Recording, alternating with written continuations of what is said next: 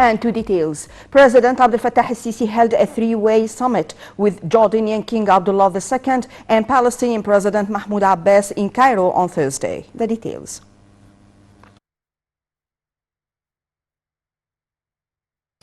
President Abdel Fattah al-Sisi hosted Jordanian King Abdullah II and Palestinian President Mahmoud Abbas for a three-way summit in Cairo on Thursday.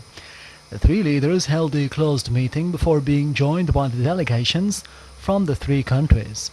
Presidential spokesman said that the summit aimed at unifying stances regarding the Palestinian cause. During the talks, President al-Sisi stressed the significance of giving the Palestinian people the full legitimate rights. For their part, the Jordanian and the Palestinian leaders hailed Egypt's role in backing Palestinian cause and consolidating the Palestinian-Israeli truce. Ahead of the three-way summit, President al-Sisi held bilateral talks with both the Jordanian and the Palestinian leaders. During the talks with the Jordanian monarch, President al-Sisi hailed the strong Egyptian-Jordanian relations and expressed for strengthening cooperation in all fields, especially the trade and economy, whether at the bilateral level or through the way cooperation mechanism with Iraq.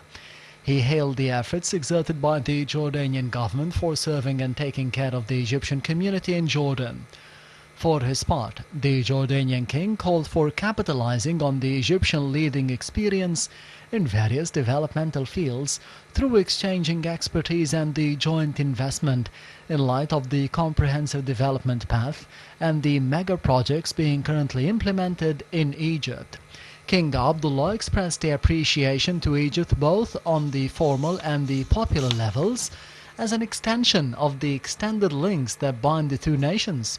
He hailed Egypt's efforts to maintain the ceasefire between the Palestinians and the Israelis, calling for intensifying the international efforts with the aim of resuming peace talks in order to settle the Palestinian crisis within the framework of the international legitimate resolutions.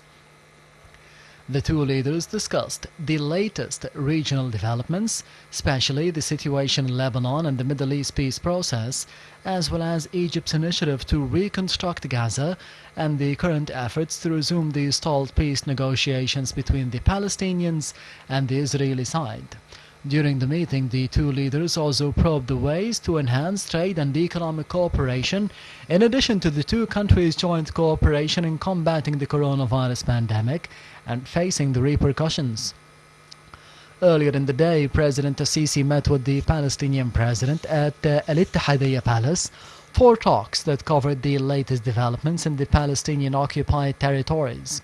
The head of state vowed that Egypt would continue the backing of the Palestinian people to regain the legitimate rights in line with the relevant international resolutions.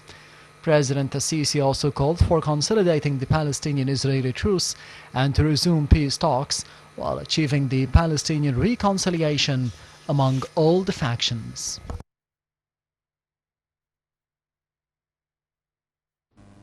Egypt hosted on Thursday a joint multinational military drill dubbed the Bright Star between the 2nd and the 17th of September. Up to 21 countries participate in the exercises. The drill, which was first held in 1980, will take place in Egypt on a regular basis. The U.S. Central Command has said it was looking forward to continuing the decades-long training relationship with Egypt.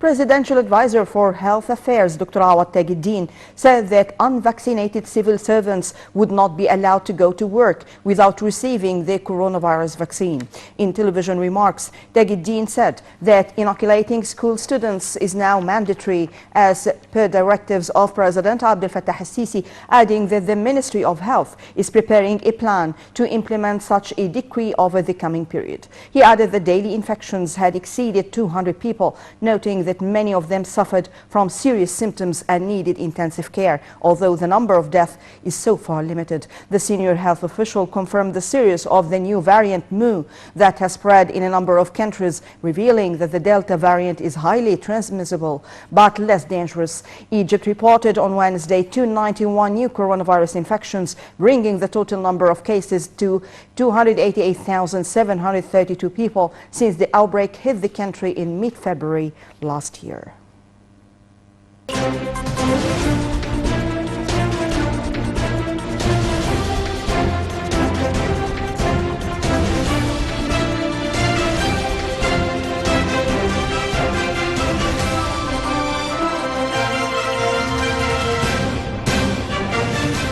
And to details. Egypt's stock market indices soared, being bolstered by purchasing operations by Arab and foreign investors. The main index, EGX 30, added 0.16%. The small and medium EGX 70 index soared 1.2%. The more expanded EGX 100 index added 1%. The overall transactions and dealings within the session reached £1.7 billion. Minister of Trade and Industry Naveen Gama said that Egypt abides by all the decisions of the Economic and Social Council and that it is working on facilitating the Arab trade. This came during a statement delivered at the opening session of the Arab Economic and Social Council at the Arab League. The minister added that Egypt is working on providing a suitable atmosphere for Arab and foreign investments.